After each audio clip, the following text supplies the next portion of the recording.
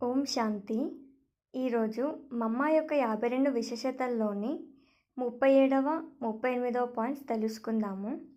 అందులోని 37వ పాయింట్, మమ్మ అవ్యక్తమైన తర్వాత వారి పూజ అంటే జగదాంబ యొక్క పూజ, దుర్గామాత యొక్క పూజ ఎక్కువగా జరగడం ఆరంభమైంది. అవ్యక్త రూపంలో మమ్మ దుర్గామాత యొక్క పాత్ర అభినయిస్తున్నారు. ఈ కారణంగా దుర్గామాత పూజ మరియు అర్చన చాలా జరుగుతున్నట్లు అనిపిస్తుంది. కలకత్తాలో దుర్గామాత పూజ అంటే ఏంటి అని చూసేంత దృశ్యం ఉంటుంది. మమ్మ సాకారంలో ఉన్నప్పుడు జ్ఞానేశ్వరి అనగా జ్ఞానగంగని ప్రవహించే పాత్ర పోషిస్తే, అవ్యక్తమైన తర్వాత దుర్గామాత యొక్క పూర్తి పాత్రను అభినయించి భక్తులకు గుణాలు మరియు శక్తుల యొక్క వరదానం ఇస్తున్నారు.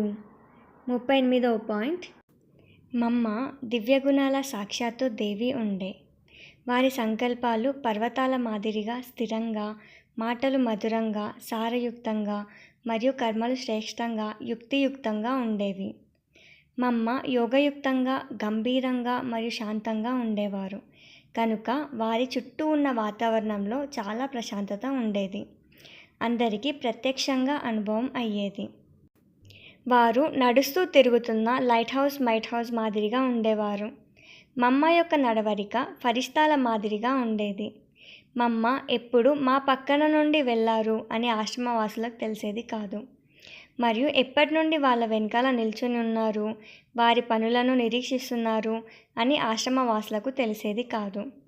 మమ్మ మాటలు చాలా మధురంగా, స్నేహయుక్తంగా, సన్మానపూర్వకంగా ఉండేవి. ఓం శాంతి.